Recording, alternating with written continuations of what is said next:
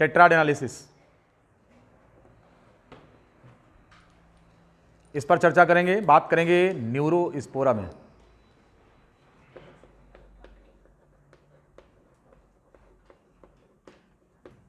Neurospora common name P mould, pink mould या red mould कहेंगे इसको। It is the Neurospora crassa. और इसमें हम बात करेंगे, ये एक प्रकार का फंजाई है, जो लोग बॉटनी से पीजी किए होंगे उन्हें पता होगा। न्यूरोस्पोरा एक प्रकार का फंजाई है and this belongs to the group, class इसका कौन सा है? This belongs to the class ascomycetes.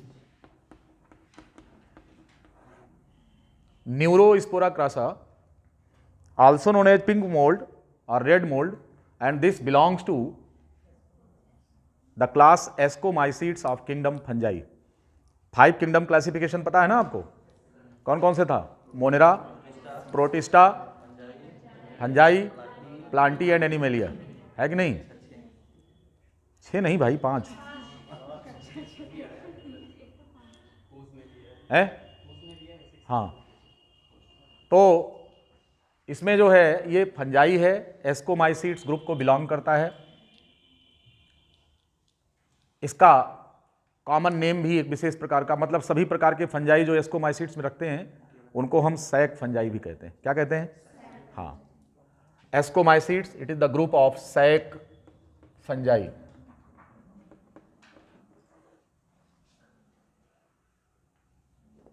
Vegetative structure अगर इसका देखें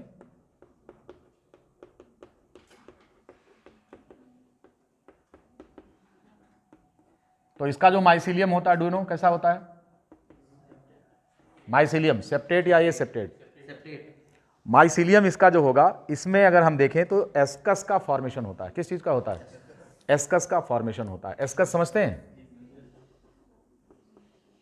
एस्कस, या इसी को हम एस्कोस्पोरेंजियम कहते हैं।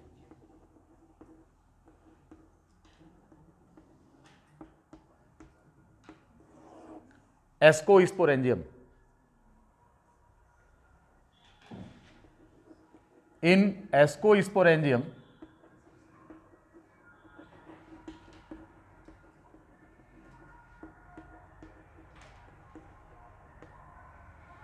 the sexual spores, ascospores are present। ascospores are formed। ये इंपॉर्टेंट बात है एस्कोस्पोर्स की। तो Neurospora crassa, this belongs to kingdom fungi and the class ascomycetes, that is also known as sac fungi. जितने भी फंजाई इस ग्रुप में हैं वो सैक फंजाई के नाम से जाने जा रहे हैं, इसलिए क्योंकि सैक जैसा स्ट्रक्चर यहां पर बनता है। सैक मतलब एक चैम्बर जिसको हम एस्कोस्पोरेंजियम बोल रहे हैं, एस्कस बोल रहे हैं। इसी एस्कस के अंदर एस्कोस्पोर्स का फॉर्मेशन होता है। एस्कोस्पोर्स जो होते हैं ये सेक्सुअल स्पोर्स होते हैं। एस्कोस्पोर्स क्या होते हैं? These are sexual spores. बनते कैसे हैं? इसके लिए यहां पर 2 हाइफा एक दूसरे से फ्यूज करते हैं। ये कैसे होते हैं? इसमें एक का न्यूक्लियस हम आपको ऐसे दिखा रहे हैं और दूसरे का न्यूक्लियस जो है वो रेड कलर से दिखा रहे हैं, दिस वन। ये दोनों हाइफा हैं, एक प्लस दूसरा माइनस स्ट्रेन के हाइफा हैं। आपको पता है कि सेक्सुअल रिप्रोडक्शन, क्योंकि एस्कोस्पोर कैसा है?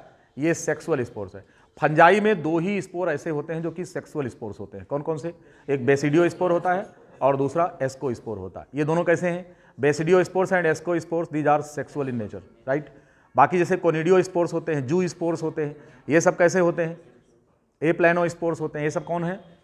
ए सेक्सुअल स्पोर्स हैं। तो बात हम यहाँ पर, चूंकि मैंने आपसे कहा था कि जेनेटिक्स के रूल्स हमेशा सेक्सुअल रिप्रोडक्शन पर लागू होते हैं, तो यहाँ पर भी इसके कोनिडिया फॉर्मेशन से जू स्पोर फॉर्मेशन, इन दोनों से कोई लेना देना नहीं है, क्योंकि कोनिडिया जो होता है वो बनता है इसी ग्रुप में। कैसे बनता है वो? किस तरह बनता है वो? ए सेक्सुअल रिप्रोडक्टिव मेथड है कोनिडियो स्पोर का। लेकिन यहाँ जो हो रहा है सेक्सुअल रिप्रोडक्शन हो रहा है। और सेक्सुअल रिप्रोडक्शन फंजाई में जो होता है तो यहाँ पर हेट्रोथैलिज्म देखने को मिलती है, राइट। पढ़ा है ना हेट्रोथैलिज्म, दो प्रकार के थैलस बनते हैं, एक को रिप्रेजेंट करते हैं प्लस स्ट्रैंड से और दूसरे को माइनस स्ट्रैंड से। During sexual reproduction first of all somatogamy takes place. क्या होता है सोमैटोगैमी, या इसी को हम क्या नाम देते हैं, प्लाज्मोगैमी भी कहते हैं। क्या कहेंगे इसको, first of all plasmogamy takes place. Plasmogamy means fusion of cytoplasm. पहले इन दोनों के फ्यूजन क्या हो जाएगा, साइटोप्लाज्मिक फ्यूजन है, साइटोप्लाज्म फ्यूज। और सेक्सुअल रिप्रोडक्शन में अपोजिट स्ट्रैंड के हाइफा, जिनके न्यूक्लियस को हम अलग अलग कलर से दिखा रहे हैं, ये दोनों आपस में क्या करते हैं, फ्यूजन करते हैं। इस फ्यूजन को हम प्लाज्मोगैमी कहते हैं। It is the union of cytoplasm from both side, दोनों तरफ से साइटोप्लाज्म जुड़ता है। जब ये दोनों तरफ से साइटोप्लाज्म जुड़ जाता है तो जो हाइफा यहां जनरेट हो रहा है ये कैसा है, इसमें अगर हम देखें तो यहां पर दोनों न्यूक्लियस साथ साथ हैं। एक न्यूक्लियस ये येलो कलर वाला और दूसरा न्यूक्लियस कौन, ऑरेंज कलर वाला। ये दोनों न्यूक्लियस साथ साथ हैं, एक प्लस है और दूसरा माइनस है, राइट। इस कंडीशन को, इस स्टेज को हम क्या बोलते हैं, इसको डाई कैरियोफेज बोलते हैं। और इसे हम n+n से रिप्रेजेंट करते हैं, because this one is n and this one is n, haploid. आपको मालूम है कि जो इसका वेजिटेटिव बॉडी होता है वो हैप्लॉयड होता है।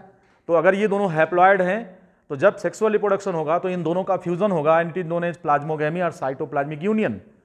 और एक कॉमन स्ट्रक्चर में अगर हम देखेंगे, फ्यूजन दोनों के साइटोप्लाज्म का हुआ परंतु न्यूक्लियस का नहीं हुआ है। तो यह जो स्टेज है it is known as dikaryophase, it is not diploid phase. Diploid नहीं कहेंगे इसको, इसको डाई कैरियोफेज कहेंगे। n+n लिखेंगे, इसे हम 2n नहीं लिखेंगे। क्यों नहीं लिखेंगे, क्योंकि अभी इनके न्यूक्लियाई फ्यूज नहीं किए हैं, इसमें न्यूक्लियर फ्यूजन नहीं हुआ है। तो सेक्सुअल रिप्रोडक्शन में सबसे पहला काम क्या होता है, plasmogamy, that is the fusion of cytoplasm, it is followed by the fusion of both the nuclei of opposite strand, and now here the diplophase condition reached. अब ये दोनों न्यूक्लियस एक दूसरे से क्या हो गए, ये दोनों न्यूक्लियस एक दूसरे से फ्यूज हो गए। जब ये दोनों एक दूसरे से फ्यूज हो गए तो ये स्ट्रक्चर बन गया। अब इसी स्ट्रक्चर को हम 2n बोलेंगे, यानी कि ये अब कैसा हो गया, डाइप्लॉयड। इस स्ट्रक्चर को हम बोलेंगे एस्कस। क्या बोलेंगे, एस्कस ये है। और इस एस्कस के अंदर अब डाइप्लॉयड न्यूक्लियस है, ठीक है। इस डाइप्लॉयड न्यूक्लियस को अगर हम देखें तो अब इसको क्रोमोसोमल फॉर्म में हम देखेंगे। किस में देखेंगे, क्रोमोसोमल फॉर्म में हम देखेंगे।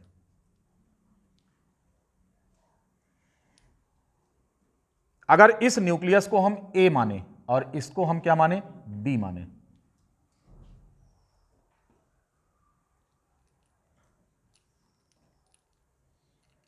ठीक है।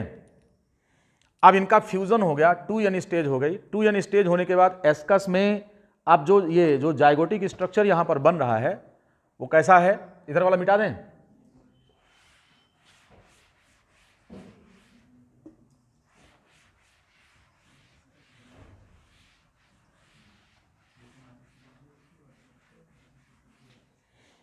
इस एस्कस में 2 क्रोमोसोम हैं। ये जो एस्कस है आप यहां पर देख पा रहे हैं, इसमें 2 क्रोमोसोम हैं। इनमें से एक को हम पीले कलर से दिखा रहे हैं, दिस वन, और दूसरे को हम कैसे दिखा रहे हैं, ऐसे दिखा रहे हैं, दिस वन। ये कौन है, n, और ये वाला n, दोनों मिलकर के 2n। अब 2 क्रोमोसोम हो गए यहां पर। लेकिन ये जो क्रोमोसोम्स हैं ये अभी सिंगल क्रोमेटिड वाले हैं। ये कैसे हैं, ये क्रोमोसोम्स अभी सिंगल क्रोमेटिड वाले हैं।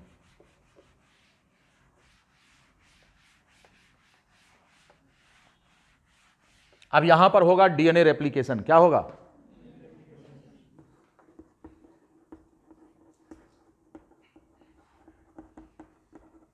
यहां पर रेप्लिकेशन होगा।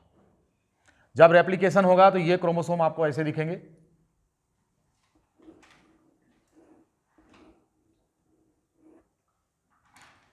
और दूसरा क्रोमोसोम भी आपको ऐसा दिखेगा। ये सेंट्रोमियर हो गया इनका, ये इनका सेंट्रोमियर हो गया। अब इस तरीके से ये आपको मिल गए। अब होगा क्या, डिवीजन होगा इनका। आगे से क्या होगा, ये एस्कस जो होगा अब डिवाइड करेगा, डिवाइड करने पर क्या स्टेज मिलेगी इसमें? ये दोनों क्रोमोसोम एक दूसरे से अलग होंगे। ठीक है, क्या कंडीशन बनेगी?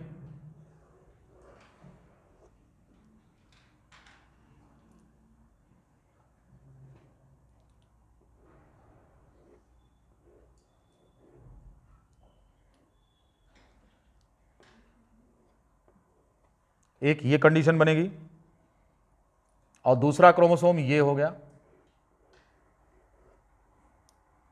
यहां पर पैटर्नल और मैटरनल क्रोमोसोम क्या हो गए? सेपरेट हो गए।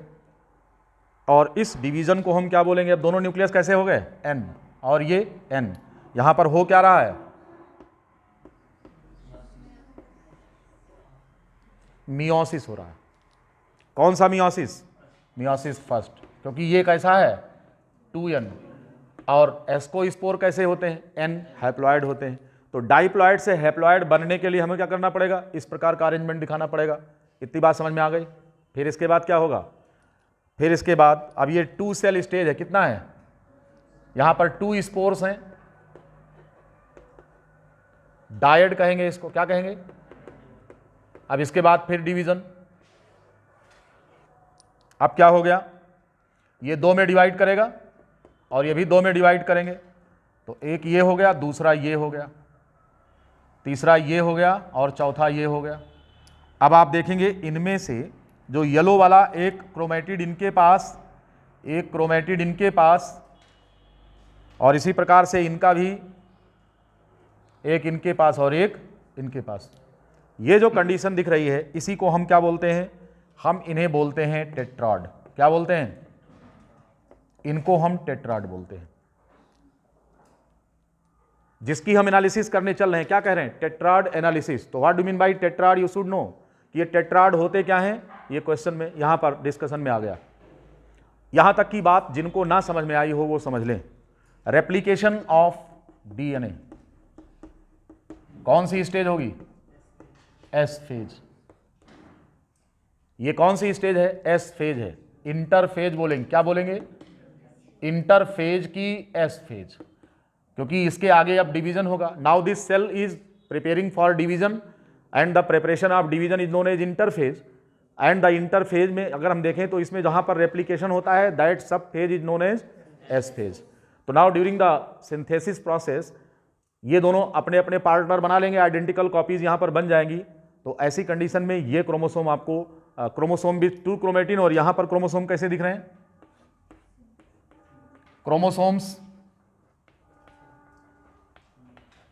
with 2 chromatids, sorry single chromatid 1। यहां पर क्या है? After replication, after replication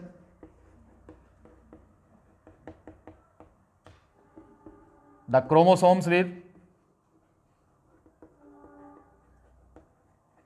chromosomes with 2 chromatid।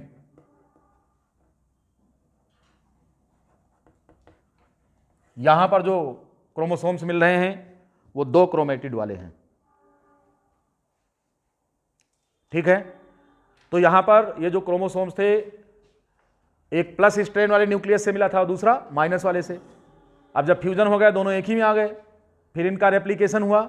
Replication होने के बाद ये मिल गया आपको, यानी कि क्रोमोसोम डबल क्रोमेटिड वाले हो गए। अब इनका डिवीजन स्टार्ट हो गया, मियोसिस।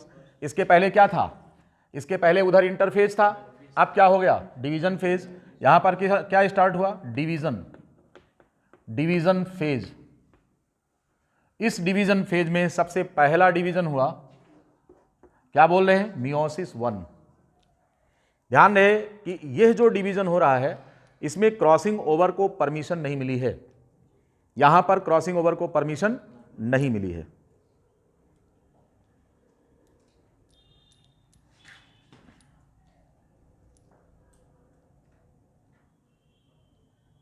बात समझ में आ रही सभी को? मान लो कि इस पर बैठा हुआ जीन जो है ये ए है, ये बी है, तो इसका दूसरा साथी भी ए होगा और ये कौन होगा? ये बी होगा। अब यहां पर जो दूसरा क्रोमोसोम है इस पर क्या है, इसको हम प्लस से रिप्रेजेंट कर रहे हैं। किससे रिप्रेजेंट कर रहे हैं? प्लस से। दिस वन इज प्लस, ठीक है, और इसको यहां पर भी क्या कर रहे हैं? प्लस प्लस कर रहे हैं। अब अगर हम देखें,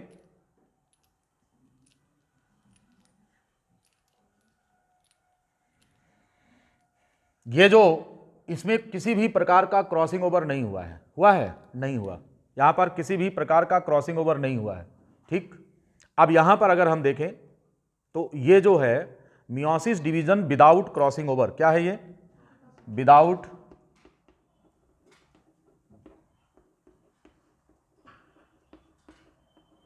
क्रॉसिंग ओवर, बिना क्रॉसिंग ओवर के हो रहा है। तो पहले ये बन गया डायड, यहां देखो लिखा हुआ है डायड, और इसे हम क्या बोलेंगे?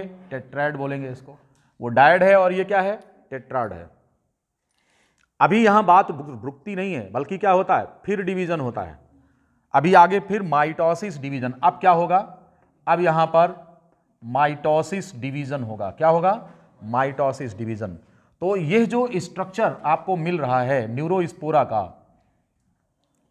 अब इसकी फिलामेंट उसमें माइसीलियम में अगर हम देखें, एस्कस में कितने मिल रहे हैं आपको न्यूक्लियस? 1 2 3 4 5 6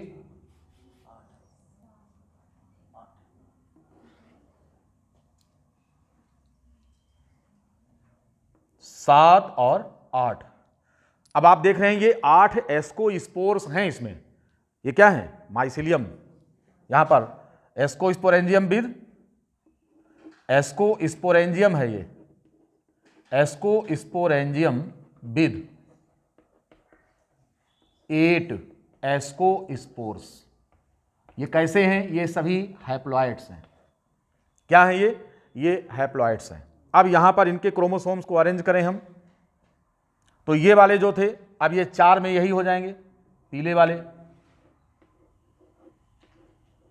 ठीक है। दूसरे 4 जो होंगे वो ऑरेंज वाले हो जाएंगे। ये हो गए क्रोमोसोम, ऐसे दिखा रहे हैं।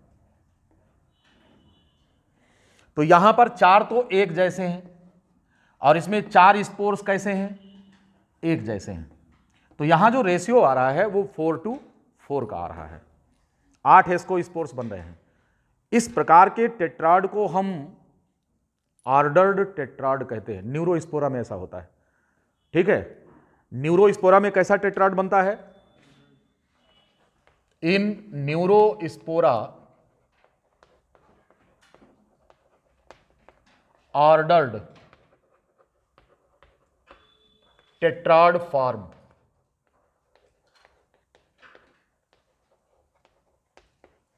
न्यूरोस्पोरा में जो टेट्राड्स बन रहे हैं वो कैसे हैं? ये ऑर्डर्ड है। ऑर्डर्ड का क्या मतलब होता है?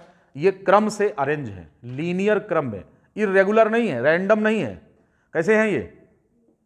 इस प्रकार से ये अरेंज्ड हैं, ये रैंडम नहीं है। ऐसा क्यों हुआ?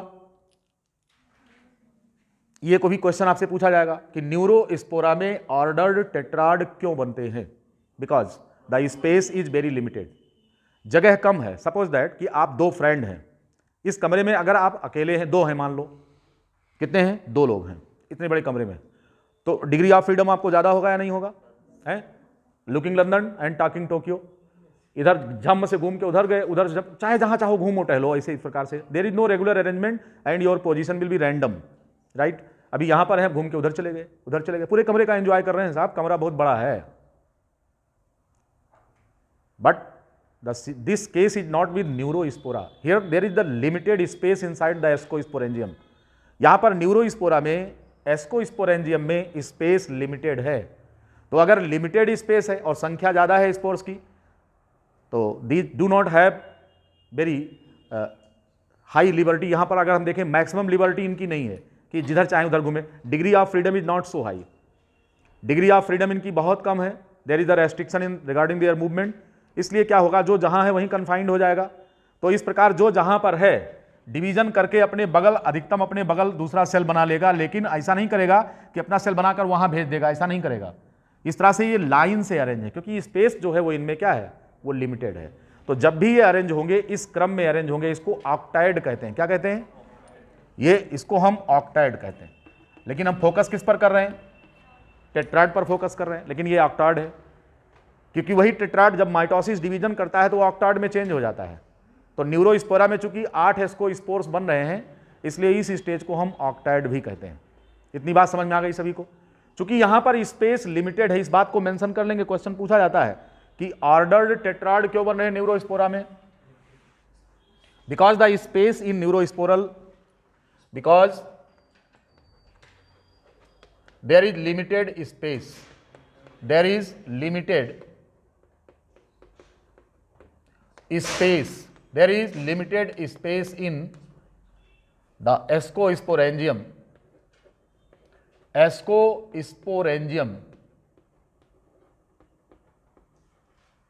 of neurospora.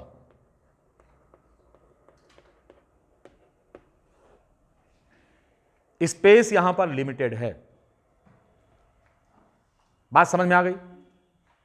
अब अगर आप देखें, जब पहला डिवीजन हुआ तो दोनों क्रोमोसोम एक दूसरे से क्या हो गए? अलग हो गए। ये पैटर्नल, ये मैटरनल, दोनों क्या हो गए? अलग अलग हो गए। देखो तो सेग्रीगेशन हुआ या नहीं हुआ? यहां पर सेग्रीगेशन हुआ, लेकिन कब हुआ? During meiosis first. इसलिए ऐसे सेग्रीगेशन को फर्स्ट डिवीजन सेग्रीगेशन कहा जाता है। क्या कहते हैं इसको?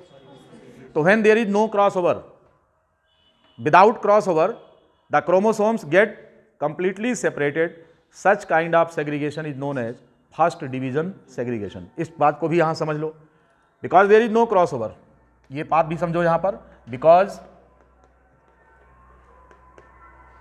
there is no crossover, यहां कोई क्रॉसिंग ओवर नहीं हो रहा है। The separation of chromosomes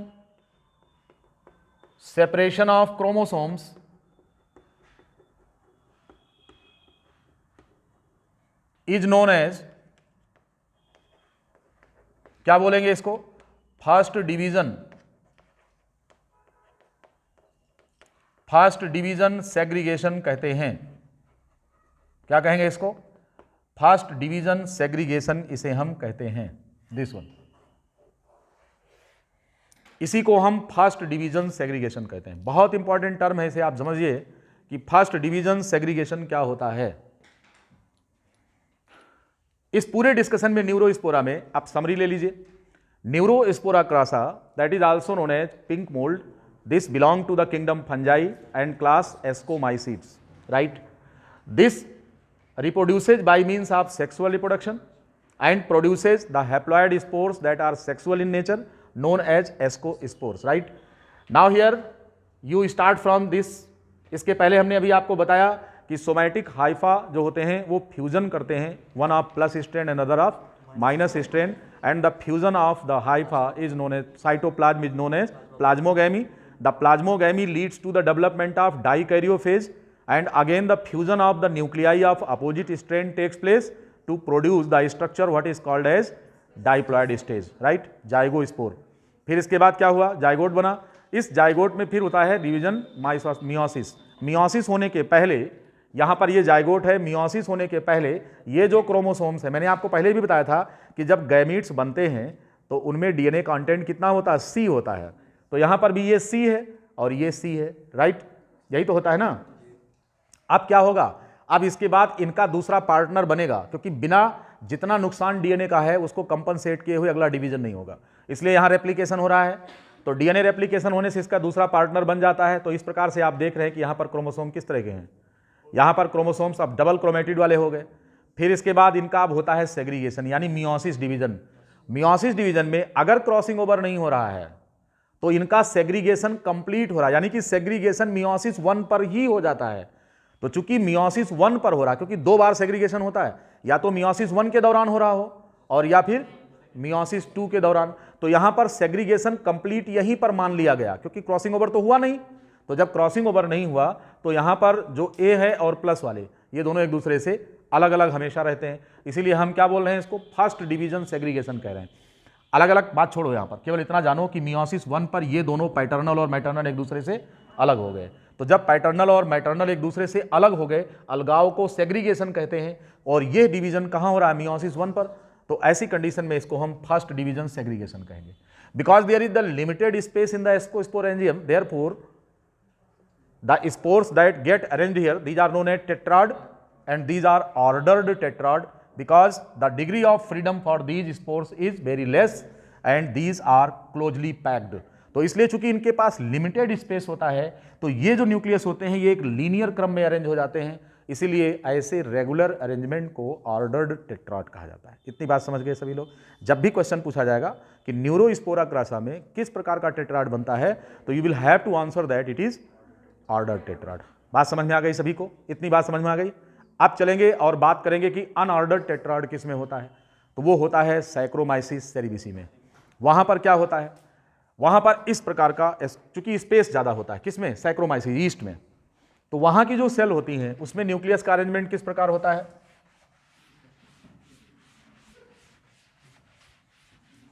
in case of east, अगर हम ईस्ट की बात करें तो यहां पर क्या होता है कि जो ये स्पोर्स होते हैं वो कैसे होते हैं, 1 2 3 4,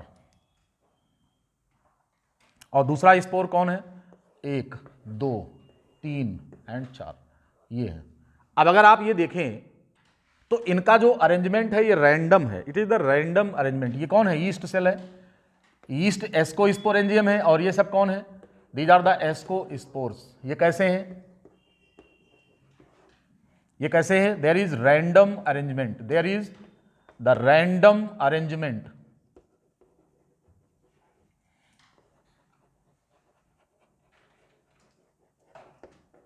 ऑफ द एस्कोस्पोर्स। इस प्रकार से इसको क्या बोलते हैं, अनऑर्डर्ड टेट्राड कहते हैं, जो बाद में ऑक्टाइड में चेंज होता है। ये है, समझ गए। तो जब भी आपसे पूछा जाएगा कि ईस्ट में किस प्रकार का टेट्राड होता है तो इट इज अनऑर्डर्ड, और जब भी आपसे पूछा जाएगा न्यूरोस्पोरा में तो इट इज ऑर्डर्ड। अब ऑर्डर्ड टेट्राड की एनालिसिस हम जो है ऑर्डर्ड वाले में कर रहे हैं, अनऑर्डर्ड में नहीं कर रहे हैं, क्योंकि यहां कोई एनालिसिस नहीं कर रहे हैं। किस पर कर रहे हैं, न्यूरोस्पोरा की बात कर रहे हैं। तो न्यूरोस्पोरा में फर्स्ट डिवीजन सेग्रीगेशन आपको समझ में आ गया है। हम अपने अगले लेक्चर में आपको बताएंगे कि when crossing over takes place, अगर क्रॉसिंग ओवर हो तो उसे सेकंड डिवीजन सेग्रीगेशन क्यों कहते हैं, इस पर बात करेंगे। सेकंड डिवीजन सेग्रीगेशन में जो सेंट्रोमियर होता है उसमें उसके नज़दीक कौन सा जीन है और कौन सा क्रोमेटिड क्रॉसिंग ओवर में इन्वॉल्व हो रहा है, इसके आधार पर 3 प्रकार की प्रोजेनीज बनती हैं। कौन कौन सी बनती हैं, parent type, parent di type and parent tetra type. कितने प्रकार की बनेगी, तो parent type, di type and tetra type, इन तीनों की चर्चा हम करेंगे, और साथ में हम ये देखेंगे कि उससे जो रिजल्ट हमको मिलते हैं तो उनकी रिकॉम्बिनेशन फ्रीक्वेंसीज को कैलकुलेट कैसे किया जाए। Observing the mode of arrangement of ascospores, कि वो किस क्रम में अरेंज हैं, वो टेट्रा टाइप है, पैरेंट टाइप है या डाई टाइप है, इन सारी चीज़ों का डिस्कशन करके रिकॉम्बिनेशन फ्रीक्वेंसी निकालना हम लोग सीखेंगे। ये होगा कल, और कल के लेक्चर में फिर फाइनली ये आपका टेट्राड एनालिसिस समाप्त हो जाएगा। आज का इतना पोर्शन जो हमने आपको बताया समझ में आया कि नहीं, क्योंकि इसी के आगे हम अगले लेक्चर में चलेंगे। राइट, क्लियर है? आज के लिए इतना ही।